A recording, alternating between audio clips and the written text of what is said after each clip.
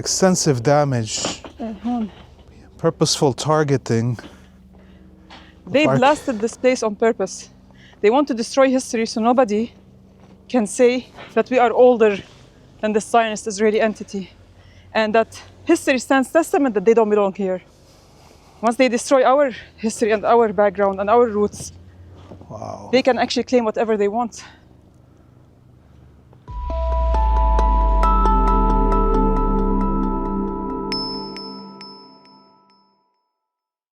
Hey everybody, this is Laith Marouf from Free Palestine TV. Before I continue with this video, I ask you to press the subscribe button on whatever social media platform you're watching this on, and to go to our website freepalestine.video to donate so we can continue bringing you these reports from the field in Lebanon and in Palestine.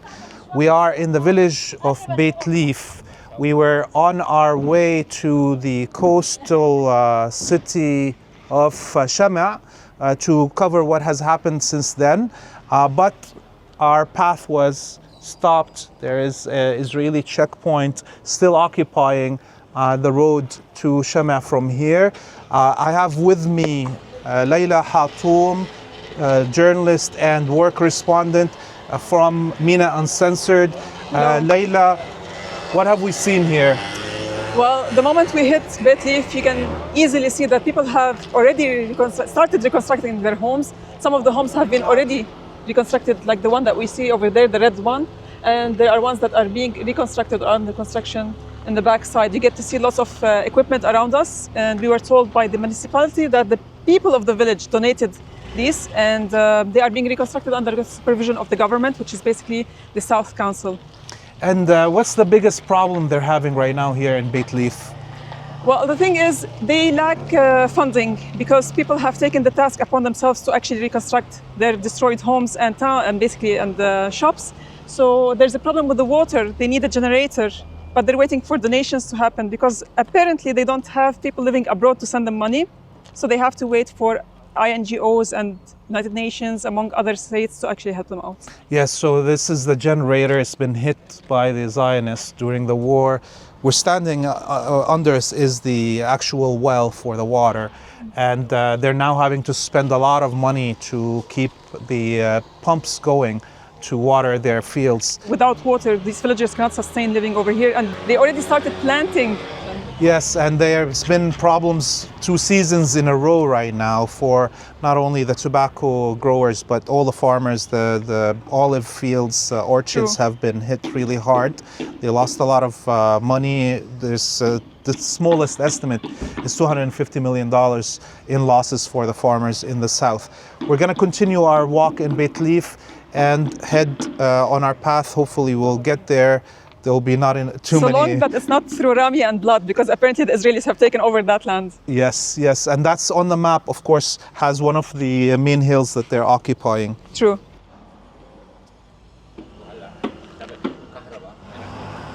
You can see behind me the local clinic. It has been reconstructed, refurbished very fast by the locals to help them, and this is the last standing ambulance in this village. The Zionists destroyed 4 ambulances in raids, as well as, of course, hit this clinic and the other clinics in the village. During the war, there was 18 air raids in a span of minutes on the village of Bleaf. Many houses destroyed. There's many martyrs and injured in the village. But from across all of South Lebanon and in Gaza, we saw how the Israelis deliberately target medical facilities and the paramedics and their ambulances to maximize the number of the dead, to make it that if you are injured, that is a curse that is going to lead you to death. That is the actions of the Zionists.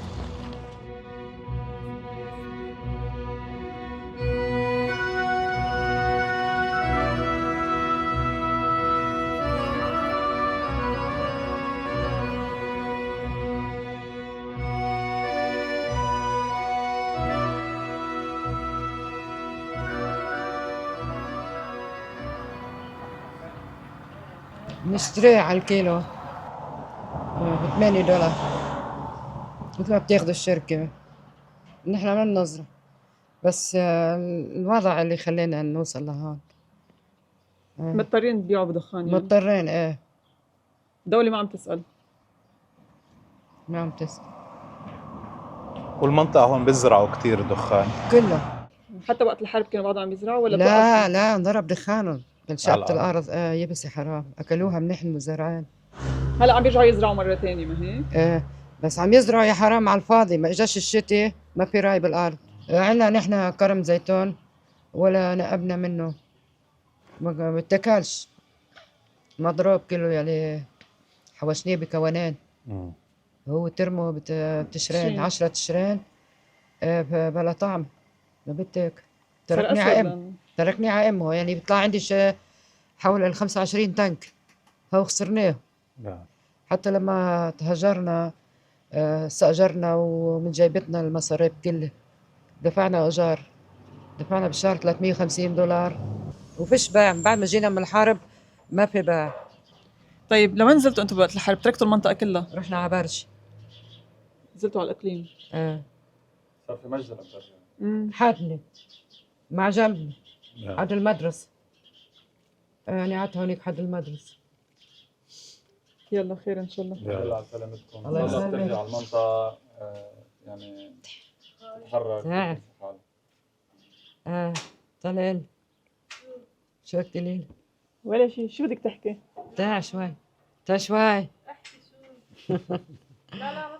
لا ليك شو اسم البلد اللي تهجرت عليه؟ أنا؟ بشتفين، مش بشويت، هيديك اسمها بشويت. بشتفين.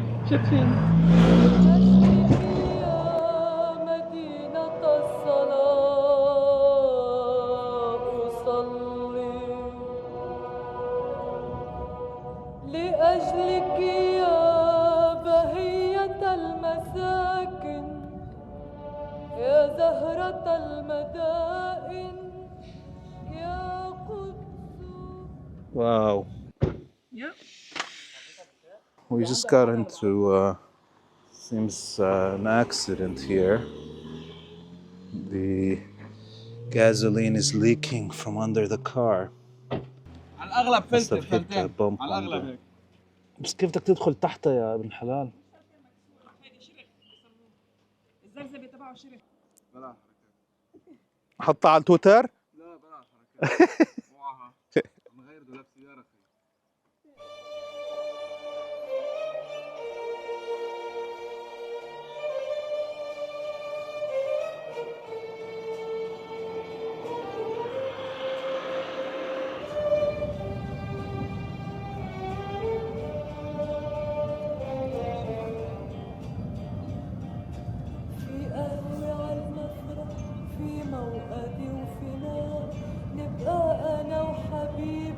نفرشها بالأسرار، جيت الإيد فيها عشاق اتنين صغار قعدوا على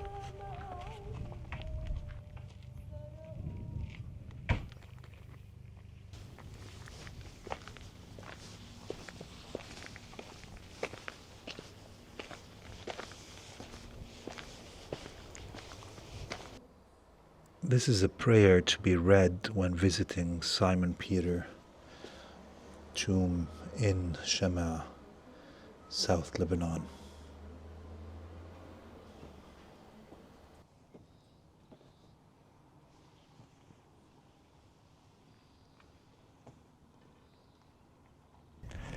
We are in Simon Peter's tomb in Shamaa.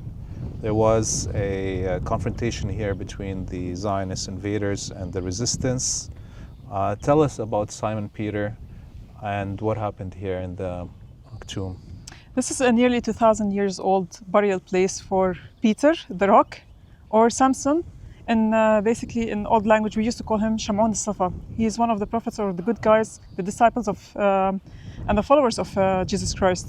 And during the 64 days, the intensified fighting that happened between October and November 2024, the Israeli occupation entered Lebanon from a certain angle from the western sector And they were allowed to traverse about 12 kilometers deep inside Lebanese territories. This was the first time that they were allowed to get in.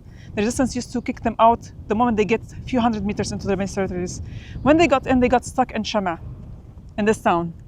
And the fiercest fights happened over here. And sadly, the Israelis basically, of course, they do have an advantage when they have air force. They cut all the roads that lead to supporting the resistance fighters who were stuck in Shamaa. And they fought until the last bullet, until the last breath. What did the Israelis do after that?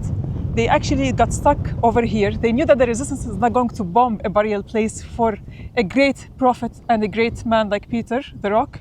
So they took this place as their shelter. They started taking films as if they were in Hollywood on top of that basically shrine. And towards the end, they bombed it. They blasted it before they left.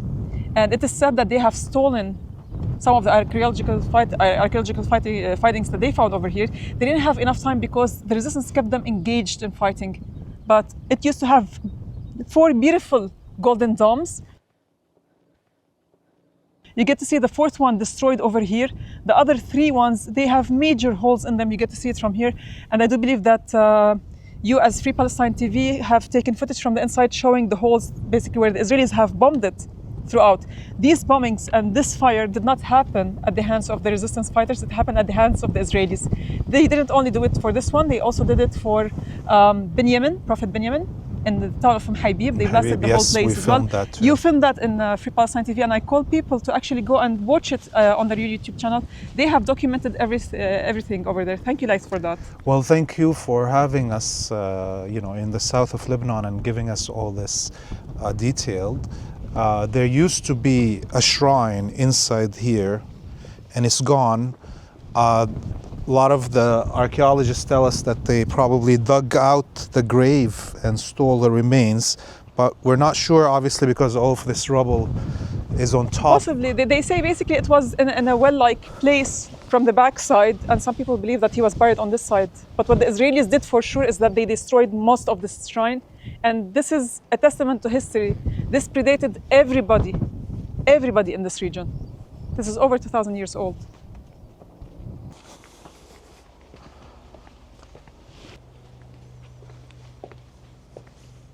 المقابر المسلمة ما عندهم مشكلة ينزعوها. هون المغسل للمصلى. This is where the Israelis came with an archaeologist. Not only here, but also in Habib as well. Yes. They took him with. He got killed, by the way. He got killed. Was it Leila. here or was it in Habib that he got killed? I think it was around here that he got killed. شفت؟ Yeah. هلا هدوليك كراتين وكراتين بس هون I remember كان في مصطبة هون بقاش مبينة. What is it called in English? مصطبة يعني. It's like مثل ledge. Okay. So this is one of the places that they presume that he's buried. They hid over here when the resistance was fighting them.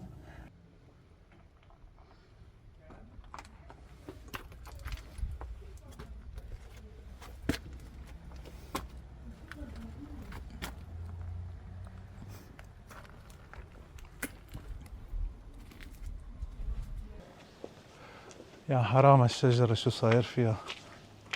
ترجع بتعيش. Yeah.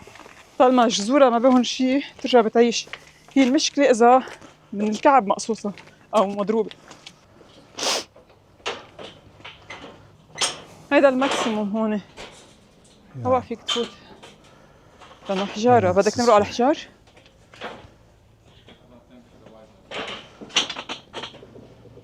ايه ما بتعرف وين مخفخخين شو هو مطرح كان كتير كبير. يعني هون كان في ساحة.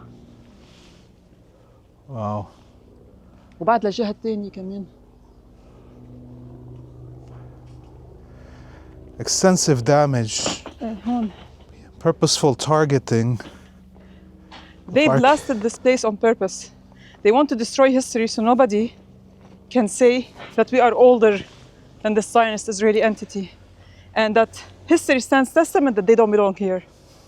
Once they destroy our history and our background and our roots, wow, they can actually claim whatever they want. And this place got damaged also in 2006 and before during the Israeli occupation.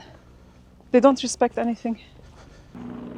So here you get much. to see the extent of damage from the other side. This is important. Hadi, come over here. You can film it from Just here. watch what you're going, Hadi. Whoa. You get to see it. This is a huge bomb here. Yeah, massive. They didn't throw bombs, only they actually rigged the place with explosives. And they blasted the whole thing just like they did in Habib. Wow. This used to be also a room, one of the older rooms, and the moment that they actually blasted the whole place, it got stuck under the rubble. Wow. Yep, 2,000 years of history. Yeah, haram.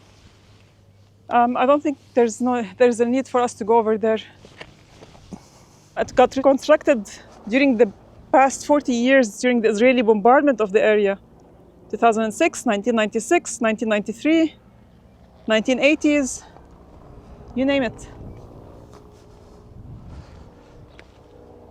I mean, they clearly have Hadi. no respect for Jewish prophets, remains like, in Habib, Prophet Benjamin was not Jewish. Benjamin. He's the son of, Jacob, son of Abraham. yes. So they believed in one God. They were monotheists.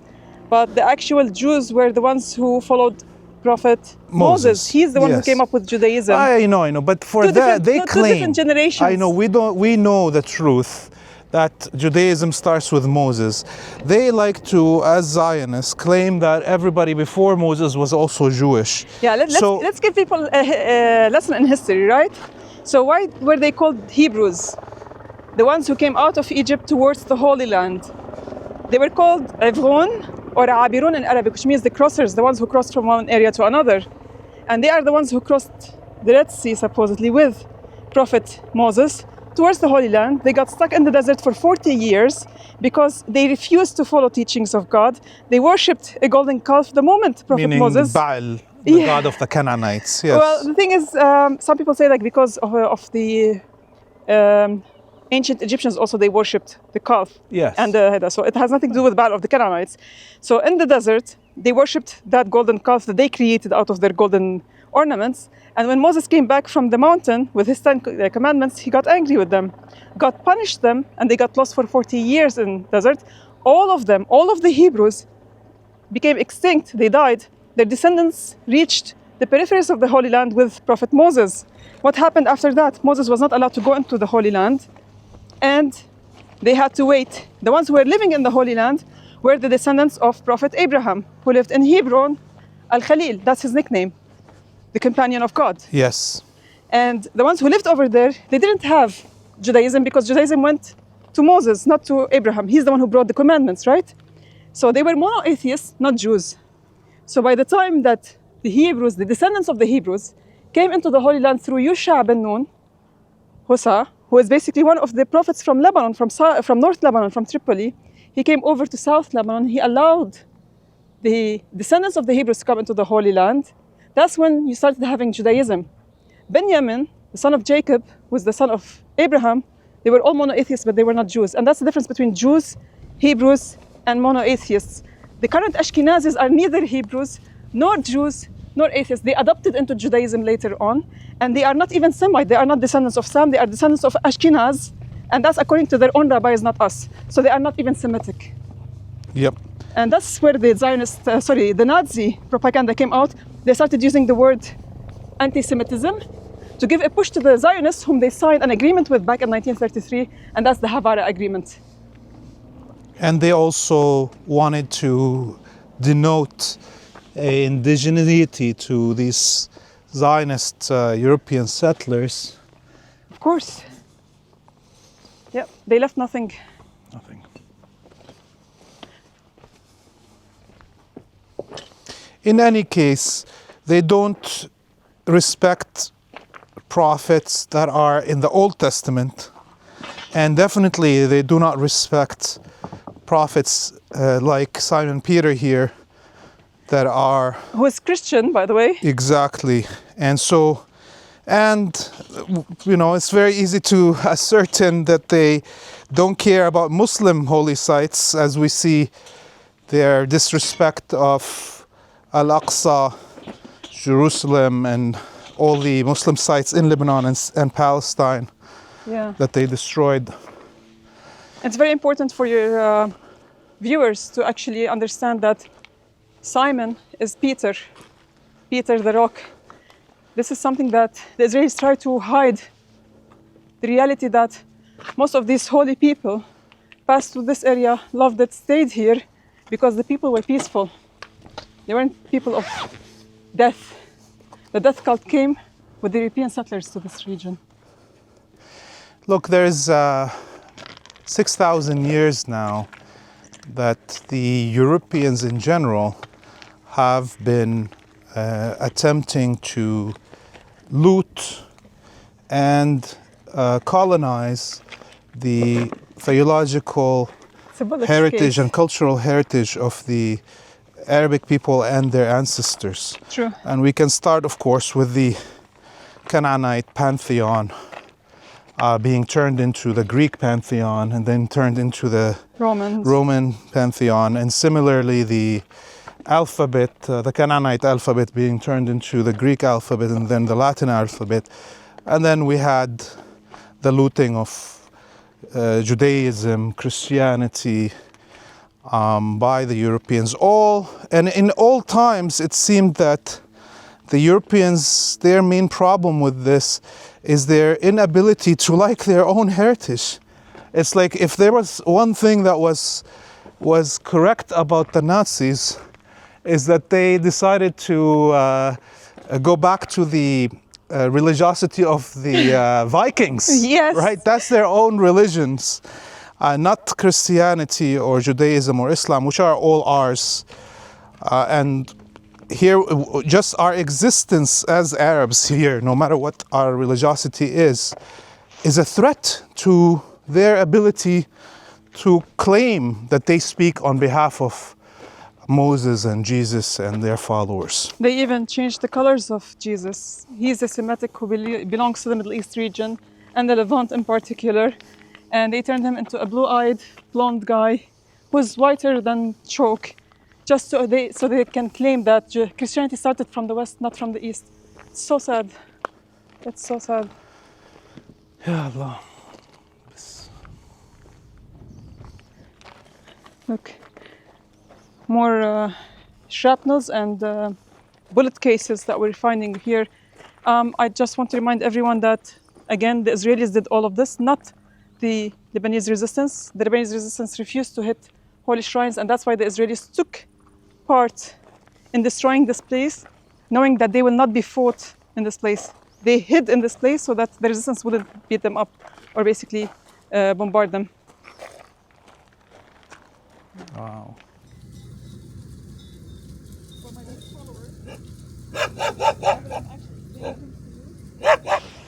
So we were in the town of Shamaa, in the western sector of South Lebanon, where the tomb of Peter Simon was.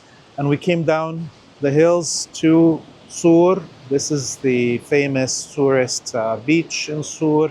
It's still kind of spring, winter, so there's no swimming yet, although probably if there's white people, they'll be swimming right now. And down the road here is the refugee camps of Rashidiyya. Yes, the Palestinian refugee camp of Rashidiyya.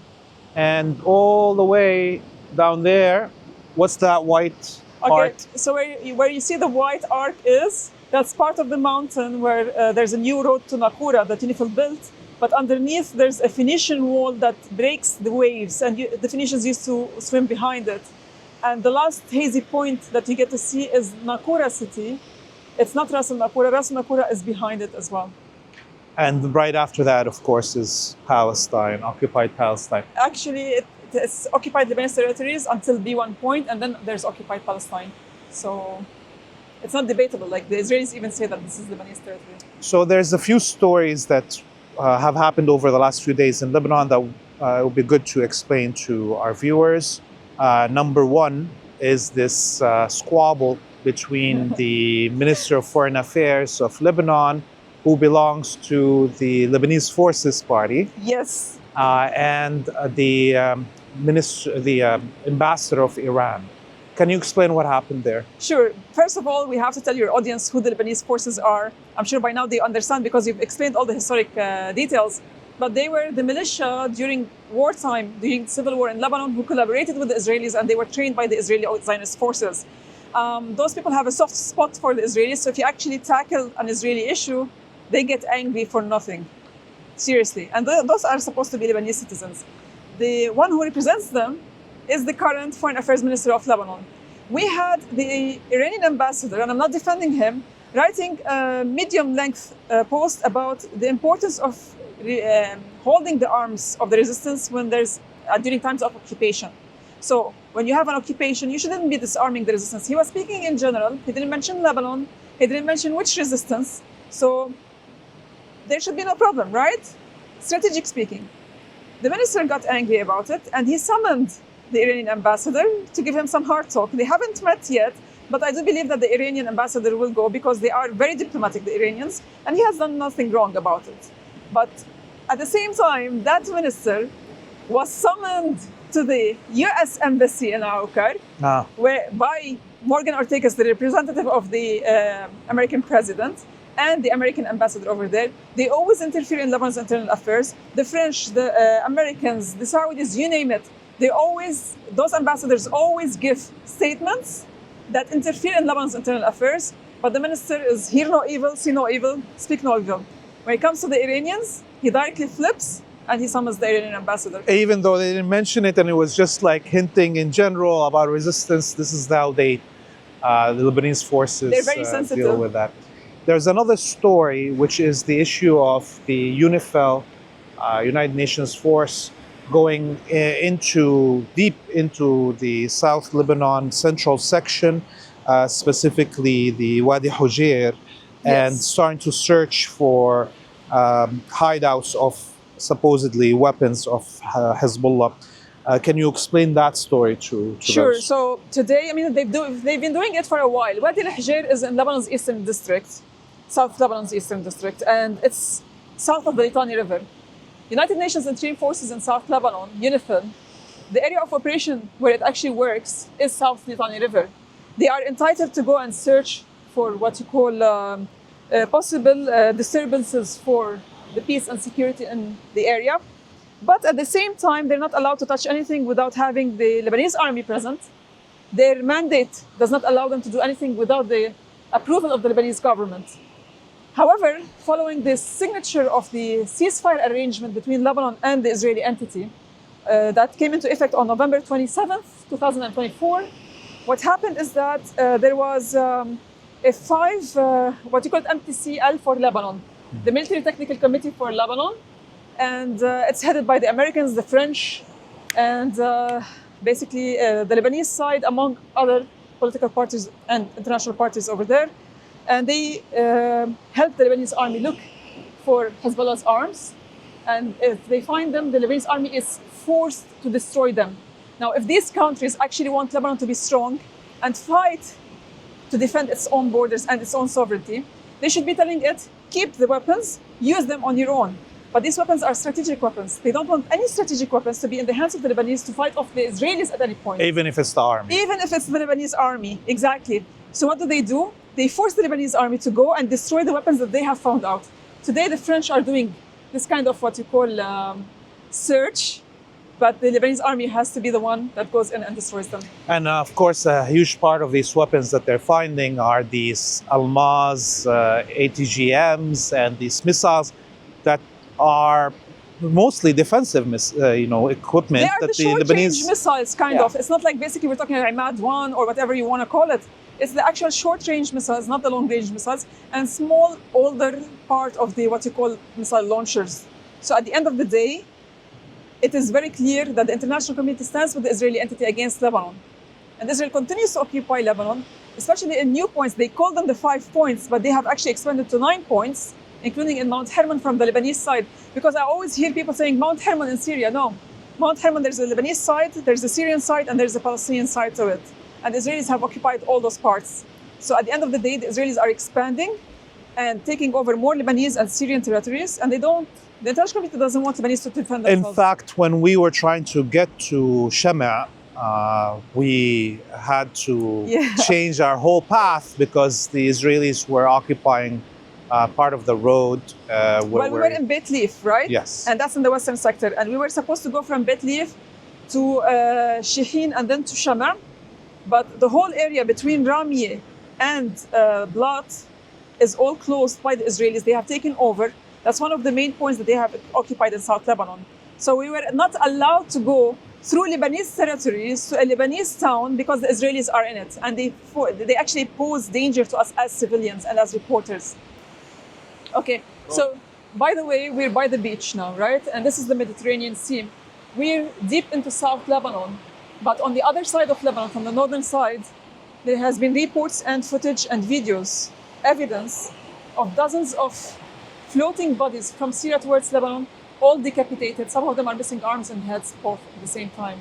If you can tell your audience a little bit about it, I would much appreciate it. Yes. I mean, there's the massacres that are happening in the coast of Syria of the Alawi, Shia, and Christian population, specifically targeting women. There's all these kidnappings happening, the HTS, Wahhabi death squads that are now controlling the country under the protection of the Turks, the Americans, and the Israelis. And people have been seeing these mass graves, but also we've been seeing videos of people being thrown into the sea. So over the last 24, 48 hours, there's been multiple bodies, as you mentioned, that made it all the way down to here. This is like 130 kilometers almost from the northern border of Lebanon. And the places that these people are being killed and thrown into the sea are actually even further. It's around Latakia, not even the Tartus area. And so you could imagine how many bodies didn't make it to the beach. True, but you have to understand all the currents in the Eastern Mediterranean region go from south to north. So for those bodies to be driven by the waves all the way to Lebanon, they have spent so much time in the sea. So those might have belonged to other massacres that they started without the media covering it. Yes, and because we have this storm, the Khamaseen storm, bringing the sand from the GCC. from actually the Sahara in Africa. Seriously? Yes, and it carries on the 50th day of the year of the spring. There's the Khamaseen storms that come from the Sahara, cross over Libya onto the Mediterranean and bring the sand to Syria, Lebanon, and Palestine. But because of the Khamaseen winds, this is why the bodies made it down to here instead of going. You know what's the sad thing? When they discovered the first body across the shores from Tripoli in the north, the Lebanese army and the Lebanese interior security forces thought that they dealt with it as if it were a murder. They thought somebody had killed someone and thrown it in the water. Then the bodies started surfacing and they were all decapitated. That's when they were like, those were the massacres from Syria by HTS against the Alawite minority and possibly the Christians as well. It's so infuriating to see, of course, all these leftists, progressives in the West that cared about Syrian and Iraqi women and minorities 10 years ago, and exactly. the Yazidis and so on. And now nobody opens their mouth at all. Syria is forgotten, and my heart is broken as a Syrian. And part Syrian? Part Syrian. Yes, part Syrian, part Palestinian. My mother was born in Bint Jbeil. I can call myself Lebanese if I want to. Well, Leila, Hatoum, thank you very much for being with us. We took a lot of your time today. And of course, the Zionists wasted some of our time with their occupation of Lebanese territory. We are still in Sur in South Lebanon. Go to our website, freepalestine.video, to donate so we can continue bringing you these reports. And follow us on all our social media and share the content so people can view it. Until we see you next time, we bid you all a free Palestine. Free Palestine.